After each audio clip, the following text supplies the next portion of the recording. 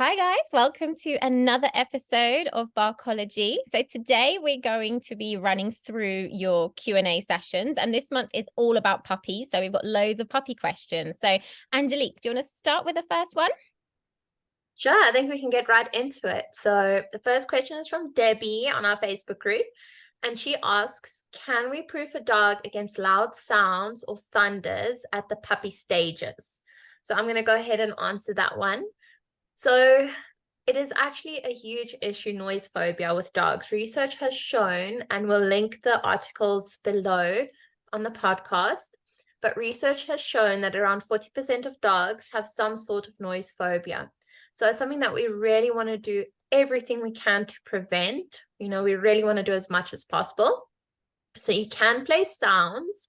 So this could be like fireworks or train track sounds, really anything at a very low volume in the background while you are doing something fun with your dog or while your dog is doing something fun on their own. So at a low volume while they have their dinner, you can play that, or while you play some food games, while you play some tug with them. The important thing is just that we have that positive association. It doesn't necessarily mean that your puppy won't be scared of noises in the future as an adult. There are loads of things that contribute, but I would definitely say it's better than doing nothing. You also, however, want to do things during that sort of scary noise event. So we have a lot of thunderstorms here in South Africa. So during a thunderstorm, you want to make sure that you are doing fun things with your puppy, whether it be giving them a licky mat or playing with them, doing some training, doesn't matter, just so that they can make positive associations with that sound. So dogs can tell the difference between a TV and real life. And that's exactly why we want to work during those real life events too. Yeah, absolutely. Okay, cool. So I've got a question from Colleen. So she says, many experts tell you to crate train your puppy from the first night and to leave them to cry it out.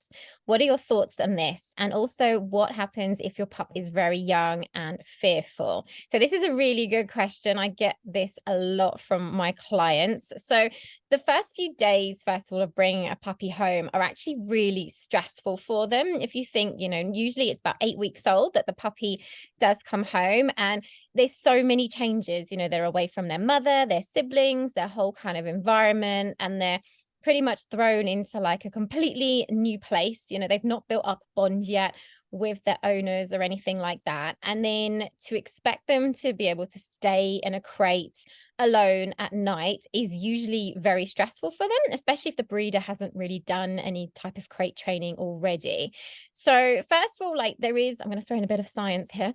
So there is like some research to have shown that actually dogs or puppies are actually more likely to protest vocally in response to social isolation at the ages of like 6 to 10 weeks old. And so that kind of really goes in with, when we get our puppies, usually from about 8 weeks onwards. So puppies say they can be more vocal during that time anyway. Okay. Also as well, dogs have been bred to be social with humans. They find it very intrinsically rewarding to be with us, so they do have a need to be with humans. Even if you were to use, say, strict punishment methods, for example, on a dog, they still want to be kind of close to us. It's just due to the biological adaptation of them. We've kind of had like a human dog relationship that dates back more than like 10,000 years old, so the genetics there, play a real part as well. Okay. And the final thing as well, when we're kind of considering this, is that traditionally when puppies are with their biological mum, they can keep feeding with her up until around the age of like 10 weeks old. So again, with this in mind, many puppies go to their human home while still being at that age where they could still be being nursed by their mother. And perhaps if their mother's still sleeping with them, then they can have, access to food all night long if they needed to. Their needs are met very, very quickly. So again, sometimes one of the reasons why puppies might be crying at night is perhaps due to hunger, for example. Okay. One other thing as well is that dogs don't have the same sleep cycle as us. So where humans have a sleep cycle of around 90 minutes, a dog's sleep cycle is only around 21 minutes. Okay. And so they're asleep for about 16 of those minutes and awake for about 5 of those minutes. Okay. So this is kind of quite important when we are dealing with like a puppy kind of crying at night and so on. So historically, the old advice is to let the puppy cry it out. Okay.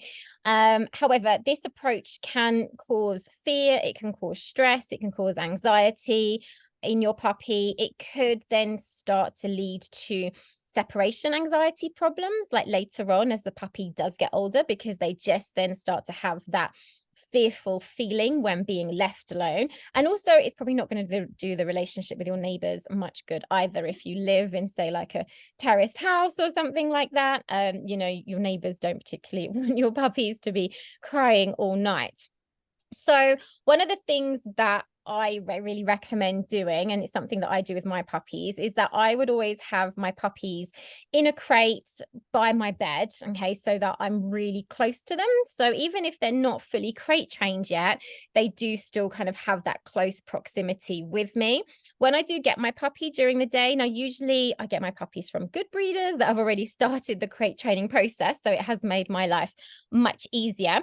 But I do during the day just get the puppy used to just being in the crate. So I might just feed the dog in the crate, you know, just get them used to it. And then at nighttime, so I have it by my bed, and then I can just put my hand over, you know, over the crate if need be. Now, I always make sure that the puppy has kind of had all their needs met before I put them to sleep. So I make sure they've been to the toilet, I make sure they've had a drink, I make sure they've eaten and everything else. Okay. So I know all their needs have been met. I'll stay with them whilst the puppy is settling and going to sleep as well. So again, I just want to make sure that the puppy feels safe. If they do start vocalizing and waking up in the middle of the night, I will always give it perhaps like a few minutes just to see whether it is like they are out of their sleep cycle and whether it is just a bit of like puppy fussing and they do decide to kind of resettle and go back to sleep.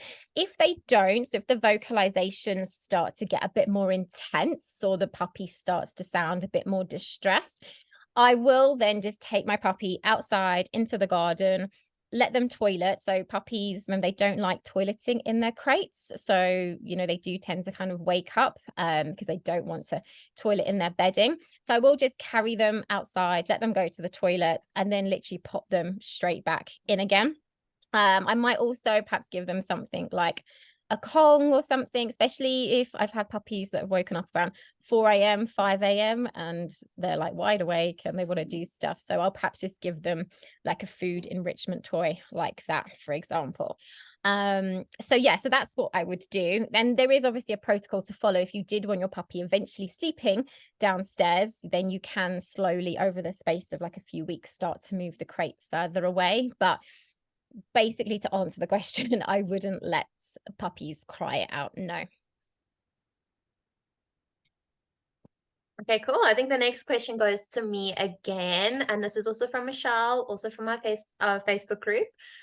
So this is a very good question, and I don't know about you, Chantal, but a lot of the reactive dogs we see is because people make this mistake, right? So she asks, how do I socialize a puppy to dogs and people during their socialization period without making them obsessive about the dogs and people? I know about neutralizing training later on, but is there an easy way to start in puppyhood? So this is actually something you want to start straight away in puppyhood. You don't want to wait until they're adult dogs. And definitely what happens is if you allow your puppy to meet and play with every dog and person, that's the expectation that you are setting, that they can meet and play with every dog and person. So they know if they see a dog and person, it equals playtime. It doesn't equal like focus or training around you. And that's the expectation. So really, you know, you're inadvertently training them to play with every dog and person. And then when you don't want them to do that anymore, when they may be a little bit bigger, right? There's a difference between a tiny lab puppy wanting to play with everybody and a humongous lab adult dog wanting to play with everybody. Then they can get really frustrated. And that's when we see a lot of reactive dogs being adult dogs, or just dogs that completely ignore you because they do want to go play and greet the other dogs.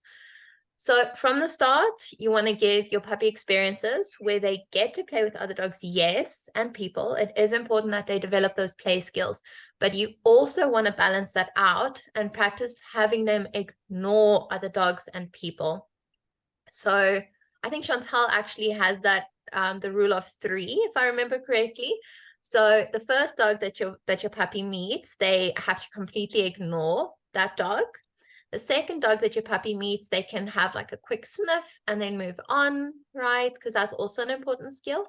And the third dog, they're allowed free interaction with. So they can play, they can run, they can interact however they want, as long as it's positive and as long as the other dog also wants to interact with them. So they have free range pretty much. Something else that you can do, and this is also what I've done with Swift, is you can use the play or the interaction with other people and dogs as a reward. So you can ask your dog to focus on you or do something and then actually reward them with play, right? So something very, very simple that I know a lot of my students do is they could ask their dog for sit in a focus and then unclip the lead and then tell their dogs that they can go play. Or they can do some quick loose leash walking, unclip the lead, and then the dogs can go play, right? So that's also something you can do to get your dog focused on you around other dogs, because you're rewarding that focus, you're doing training around other dogs and people, so you're not setting that expectation that dogs and people equal playtime. Right. I think that's it. Short and sweet. Yeah, no, that sounds good. Definitely. Okay. I think the next question, I'm not sure if this is from Michelle as well, doesn't have a name by it, but it's basically like, how do I manage a puppy and an adult dog's attention in the same household? This is from Nikita. Oh, okay. I remember. Okay, Yes. okay. Okay. So yeah, Nikita obviously has an adult dog, and then she's just asking how to manage when you bring in a puppy in terms of attention. She wants to be able to give them both the individual attention they need, but separating them stresses them out. So again, this is a really, really useful thing to start practicing the moment you get your puppy. Obviously, the adult dog can sometimes feel a little bit kind of left out just because puppies naturally get way more of your attention. You know, you have to keep your eye on them the whole time. You have to keep them entertained, you know, whilst you're pen training and crate training them. You know, you don't want them toileting anywhere or chewing things. So they do naturally take up a lot more attention. But one of the first things is we want to make sure that we give each of our dogs individual attention from us every day, because as well, we don't want the puppy bonding more with the adult dog than with us. Okay. Now, first of all, the puppy generally sleeps quite a lot during the day. Puppies on average sleep around 16 to 18 hours a day. So whilst they are napping, definitely use that time to focus and give your adult dog attention. You know, even if it's just 5 minutes of like trick training, or, you know, just taking them out for a nice walk on their own whilst puppy sleeps. You know, there's lots of things that you can do. What you can also do as well, perhaps whilst you're entertaining your puppy and doing little things with them, you can perhaps give your adult dogs enrichment activities. So it could be, you know, feeding them out of things like cones and topples and wobblers, or scatter feeding them out in the garden, for instance, you know, or if they like doing stuff like shredding stuff up, you know, give them a cardboard box to shred up, or like stick their food in an egg carton box, for example. So kind of just get your adult dog's brains kind of entertained quite a lot. So that can be a really good and easy thing to work on. I do a lot of stationing with my dogs as well. So that's basically teaching my dogs to go and stay somewhere. So that could be a bed, a mat, a raised bed, the sofa, and it's something that I teach very early on. So I've got 4 dogs in my household at the moment. And so when I am training one, I have taught all the others to station, and they basically kind of take it in turns.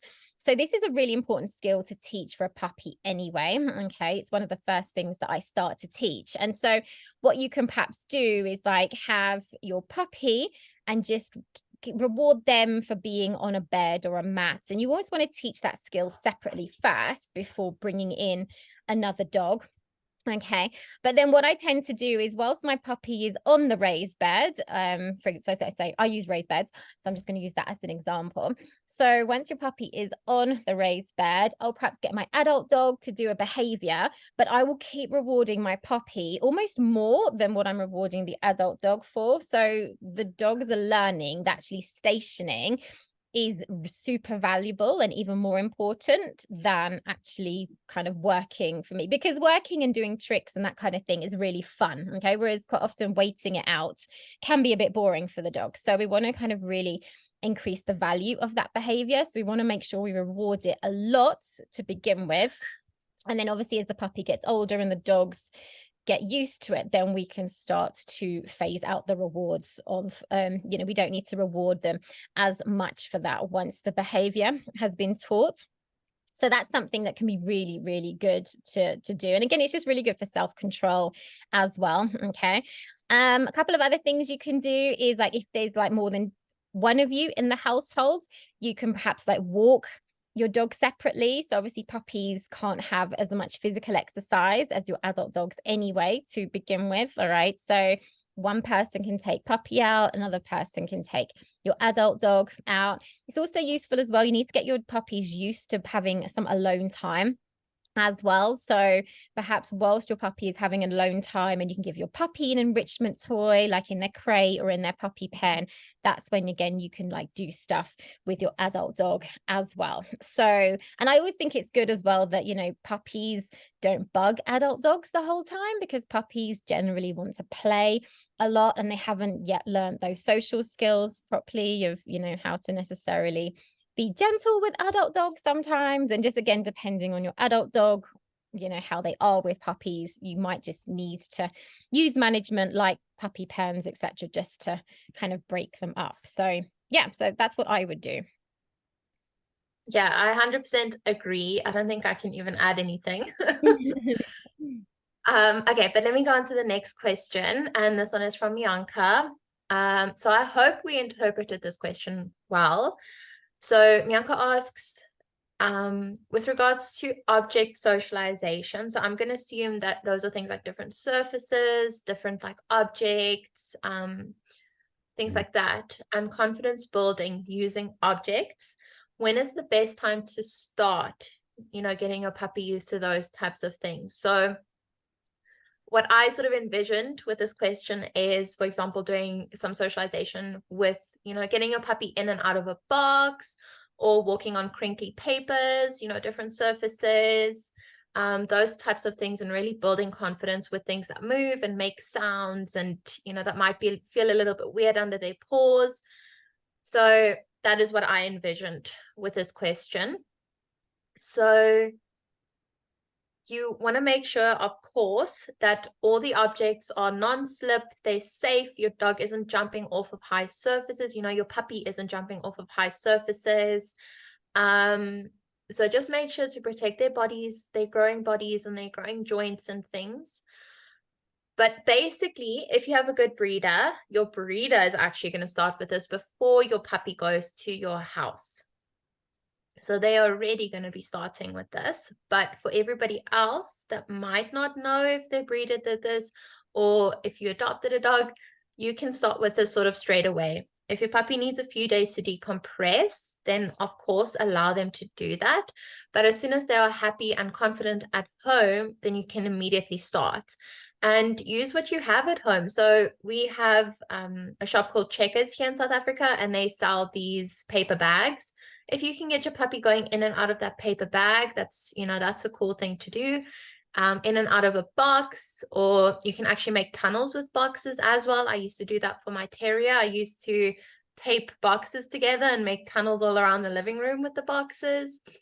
Things like that you can do straight away. If you have a plastic bag, you can put that on the ground and just sprinkle some treats on it, or have them walk over it. So use what you have at home to start doing this already, but you can pretty much start straight away as soon as your puppy is ready. Yeah, definitely. I love building like little confidence courses for my puppies Yeah. when I get them. And even my adult dogs love it as well. And you can just put treats on the things to encourage them over things. So yeah, that's a really good thing to Yeah. do. Definitely. Cool. Okay, perfect. So next question is, what can I do with my puppy so that they don't develop separation anxiety? So I think most people probably know what separation anxiety is, but it's basically like a label for dogs that struggle to be left home alone. Okay. So I yeah, I'm not going to go into too much detail with it, but yeah, basically it's a dog that struggles to be left home alone. Now, first of all, we can never kind of fully prevent our dogs from getting separation anxiety. There's loads of factors involved. It can be genetic, it can be negative experiences, it could be breeds dependent. There's so many different things. So we can never fully say that we're going to prevent a behavior problem in our dog, but we can certainly try and make our puppies alone time like a really good experience for them. Okay. So there's a few things that I would definitely kind of suggest doing. All right. I would probably say I'd start teaching my dogs to be left home alone probably about a week after I've had them. I don't like to do it straight away to begin with, just because I want to make sure that the puppies are settled and they're kind of used to their new home and everything else. So I don't want to do anything to kind of stress them out. But usually after a week, I would start doing little things. Okay. So one of the first things that you need to do is you need to kind of create somewhere safe for your puppies to actually be so that you can actually start to move away from them. Okay. And that's something that I start straight away with my puppies. So I generally crate train my dogs and I use puppy pens as well. I absolutely love pens just because it gives the puppy more space and you can put lots of activities in there for them. And I would even start off by, I tend to hang out in my puppy pen a lot with my puppies as well. Okay. So rather than it just be somewhere where I put my puppies in the pen and then I move away from them, because again, that can be a bit of a negative experience for your puppy, I will actually sit in the dog's pen with them and perhaps give them stuff like snuffle mats or licky mats or Kongs. It's kind of activities that they enjoy doing, but they can do without me being there. Okay. And so I want them to kind of really start to like enjoy working on those toys and those enrichment activities. And then once they're happy with that, then I might then just sit outside the pen with them whilst they have that activity. And when they have got those types of activities, I generally don't interact with them. Okay. So if they've got a Kong, for example, I don't talk to them, I don't stroke them, I just leave them be with their enrichment toy. So they just learn, okay, it's me time now. All right. And they just get used to that. And then what you can then start doing is if you've got your puppy pen like in the lounge or in the kitchen or things like that. Once your dog is happy being in the pen and they're happy with their enrichment toy, you can then just start kind of moving around. Okay. So you can perhaps move away for a couple of steps and then go back to them. You can even throw in another treat if you want to, so that they're kind of being, they're learning that you walking away means you're going to come back to them, but they also get a bit of food as well. So it kind of just teaches them that it's okay to be in the pens on their own as well. And you can gradually just build up that time and you can start flitting in and out of the room. You can just start kind of creating a bit of distance. Now, obviously, I'm always going to watch my puppy's body language as well. So if I see them starting to get even slightly anxious, I'm not going to wait for them to start getting really distressed before I then go to them. Okay. Because going back to the previous question of letting our dogs cry out, all right, I do specialize in separation anxiety, and I know crying it out just can make things worse for the majority of puppies. Okay. So I would do really short sessions like this, maybe just even like a minute at a time to begin with. Okay. And then another thing I would also recommend doing is having like a dog camera or something on your puppy, so that if you do leave the room, or say you go upstairs, or you do go outside your front door, you can just watch your puppy and just see what it is that they do. Because again, quite often a lot of people think that the dogs get distressed when they're barking and when they're howling and vocalizing and that kind of thing. But actually dogs show stress way before then. And a lot of signs of stress we won't necessarily hear them from the other side of the door. So it's important to be able to kind of watch our puppies and just to make sure that they are okay being alone. But it's basically just about exposing them to really short periods of time and then just gradually increasing that, but just making the experience positive and safe for them. Yeah, I think that one's an important one that I think a lot of puppy schools skip out on. They don't speak about alone time sort of training. Yeah. So yeah, that was a good question. Yeah. And it should really be as important as like toilet training your puppy. Because Yeah. if your dog does have separation anxiety, it takes a long, long time to to kind of resolve it. So it's it's definitely worth making the effort whilst they're young. Yeah, prevention better than cure, right? Right. Definitely. Okay, so next question is also from Bianca, and she's asking, how do you build a strong bond with your puppy? So this was also a nice question, and it actually sort of comes naturally if you do these types of things, right? So ideally you want to be avoiding any sort of punishment, right? We know there are loads of problems with using punishment, but it can also affect your bond with your dog quite negatively. And having a good, like a strong bond actually makes training and everything else in your life easier with your dog. Whether it be recalls or dog sports, behavior modification, other life skills, like any training you do, having a strong bond really is the foundation, and it makes all of that easier. So you can do things like obviously food games. You can feed your puppies dinner out of your hand and play some food games with that, do some training with their food, hand feeding. You can play together, whether it be with a tug or without a tug. Spend time together, doing things or not doing things, literally just spending time together. You can also do things like Tellington tea touch, which really gets their sort of care system going. You can do massage, you can do grooming. Always just bear in mind that this is if your dog likes it. If they don't like it, then it's going to be negative. Remember, we're looking for positive things to do together. But if your dog likes grooming, then that's really great for bonding. Just being together, sitting, watching things, and be interested in what your dog is doing, right? If they're looking at something, be interested, look with them. Care about how they are feeling, right? That's an obvious one. And I think everybody listening to our podcast will do that. But, care about how they are feeling and what they are doing. Yeah. You also, want to look at your dog, look at their body language, and then you want to provide them with as many choices as possible. So you don't want to use force.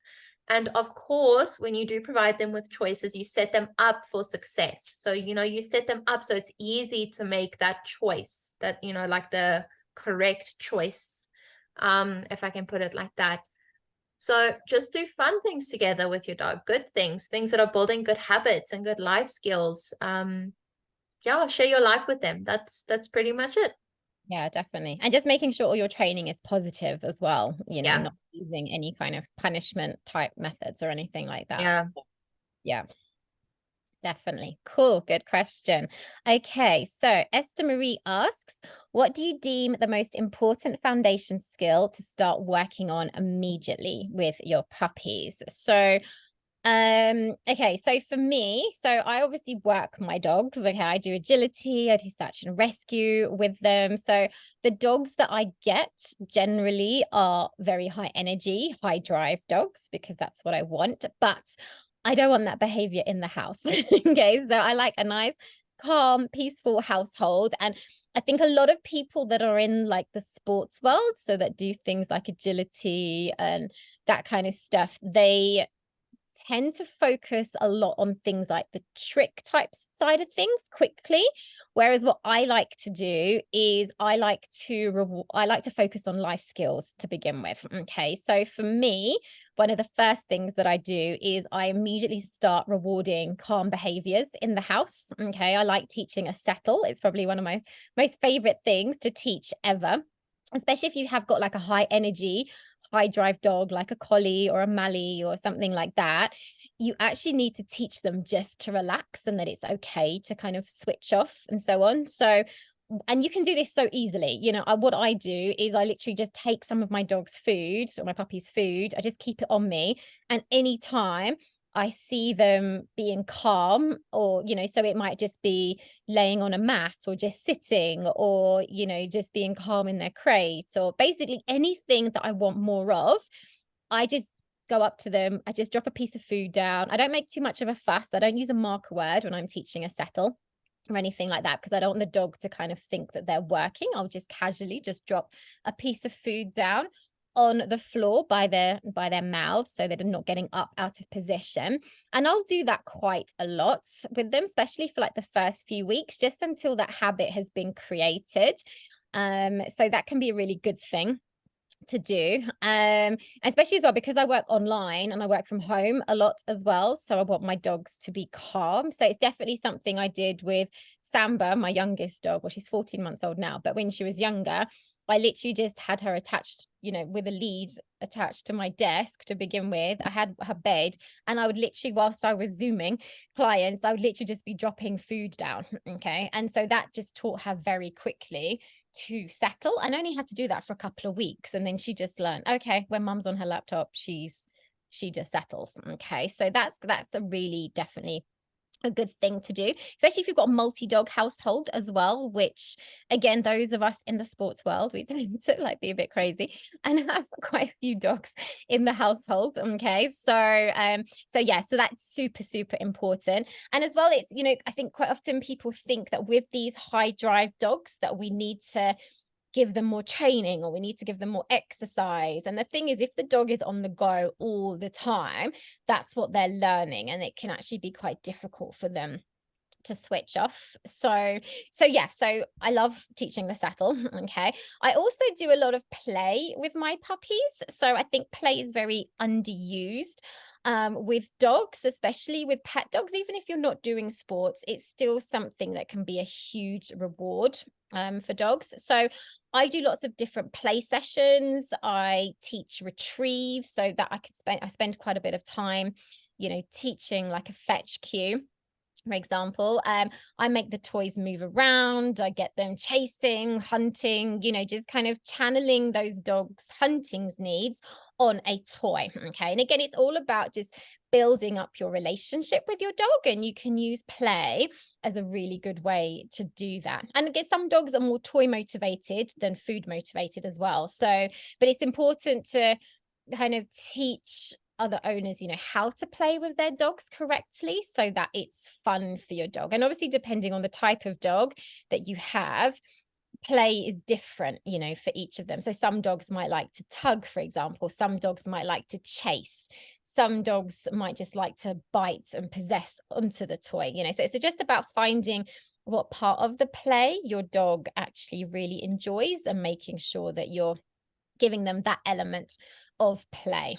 So those are the kind of two main things that I would work on with my puppies. Yeah, I think those are important. And I think there are a lot of people that don't reward relaxation, but it's very good outside the home and inside the home, right? Yeah. And progressing to more and more busy environments for sure. Yeah. Okay, my next question, Esty Marie asks, how do you correct rehearsed unwanted behavior? So I think we can do a podcast literally on this topic all on its own. Definitely. And I think it depends on what the rehearsed unwanted behavior is, because I think, you'd have slightly different approaches for different things.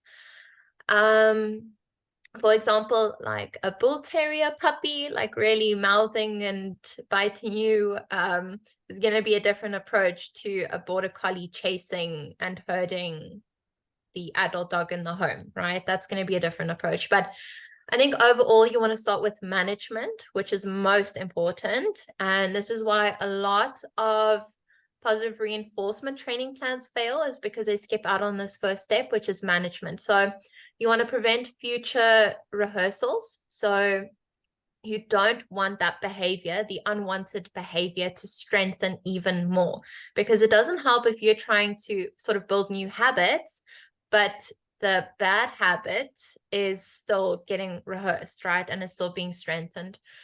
So that's the first step. You want to make sure you set your puppy up for success. You want to make sure that you are supervising them so that they don't get to rehearse that behavior, of course. You would never leave a human baby unattended. So make sure you supervise your puppy as well. They're still growing, they're still young. Sometimes we have different expectations for dogs versus humans, growing humans.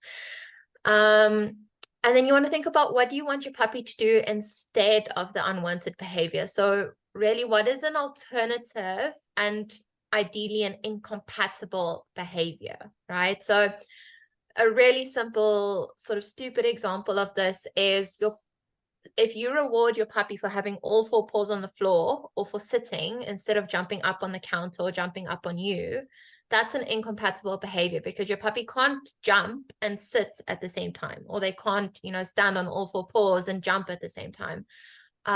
So that's what we mean when we say an alternative incompatible behavior. So think about what you want to train them to do instead of the unwanted behavior that they've sort of chosen to do themselves, or taken advantage of. And then you can also distract and redirect. So if your puppy's chewing on your shoe, you can present them with something else, be like, no, this is your toy, or here's a yummy chew this instead of my shoe. Obviously pick up your shoes. That's what we mean by setting your puppy up for success in the first step. It might also be necessary for you to remove your puppy from that situation. So sometimes that, if they are chewing the wooden table leg, they only want to chew on that wooden table leg, and they don't really want to chew on what you're presenting them with, then you might need to remove them from that room, have them in another room and then present them with something else that's appropriate to chew. We're never using any punishment. I think that goes without saying, because with punishment, you're still not building the skill that you want your dog to learn instead. So no force, no punishment. I think that goes without saying. You can also train or use a positive interrupter. So this is not supposed to scare your dog or be frightening. It's just supposed to literally interrupt your dog, but in a positive way. So it can be something like a recall or kissy sounds, just really anything that your dog is going to respond to, that you're going to train them to respond to. So you can interrupt your dog sort of just before they do the unwanted behavior, right? So if I can see that my puppy is going in to go grab my shoe because I forgot to pick my shoe up, then I can sort of recall them and then give them a treat for coming to me. And then I can go pick up my shoe, right? So it's a positive interrupter. So once again, just to reiterate, it's not supposed to be punishing. It's not supposed to be scary or make them stress or be fearful. That's not the goal of a positive interrupter. It's just there like a recall, like getting their attention. So it's really not a negative experience at all. You're not shouting at them. You're not using the word no. It's literally something like recalling them. What I used to train in our multi-dog household is I used to ask the dogs, do you want a cookie? And that means we all run to the kitchen, and then I open the cookie jar and they get a cookie. So that's also an example of a positive interrupter that you can use. That's it. Yeah, no, it's really good. And I really like the point that you made about how we don't expect these things of like human babies, but we expect our puppies to, just know the rules, to not do stuff already. So yeah, I think that's really important. And I think management is probably your best friend when it comes to this kind of stuff. Like I use management so much with puppies so that my puppies never actually get a chance to get things wrong. So yeah, you definitely can do a lot of things just to prevent these behaviors from happening in the first place. So yeah. Perfect. Okay, our final question. So this is, how do I introduce my new puppy to an existing dog in the household? So really, really good question. Obviously, depending on your existing adult dog, you need to kind of work out, well, you probably already know whether your dog actually likes puppies or not to begin with. So, my adult dogs a couple of them don't mind puppies, but they'll tolerate them up to a point. One of my dogs really doesn't like puppies at all, especially because he doesn't like dogs coming right into his face and so on. So we want to make sure that we get the introductions right. Okay. And you can actually start that in advance of bringing your puppy home, especially if you are lucky enough to have a breeder that lives fairly close to you, or you can go and visit your puppy like a couple of times before bringing them home. What you can do is get your adult dog used to the scent of the puppy. So you can perhaps take like a towel or a blanket or something. And when you're cuddling your puppy, like have them on the blanket. So they get the scent on there. And then you can just bring that blanket home. If your dog doesn't necessarily like other puppies, you can even like wrap treats in the blanket and just get your dogs kind of searching and having it as a bit of like an enrichment toy. So they're getting used to the puppy scent, but in a nice kind of positive way. Okay.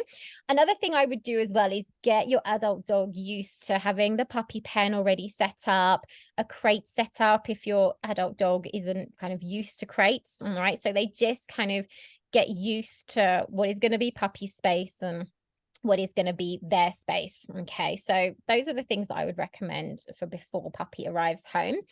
Usually when I introduce my dogs to puppies, I like to kind of do it in a neutral environment if possible, just because your adult dog could be a bit more territorial of their house, especially inside the house as well. There's usually a lot less space inside. So even if you use your garden or like a friend or family member's garden, okay.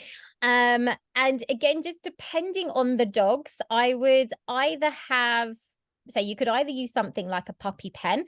So you could perhaps put your puppy in the pen to begin with, and then just have your adult dog on a lead outside so they can't go rushing up to the puppy pen and tell the puppy off or anything like that. And I would do lots of like treat kind of rewarding. So I'd reward my adult dog when they look at the puppy. So again, they're just learning that they look at puppy, they get nice, yummy things. Okay.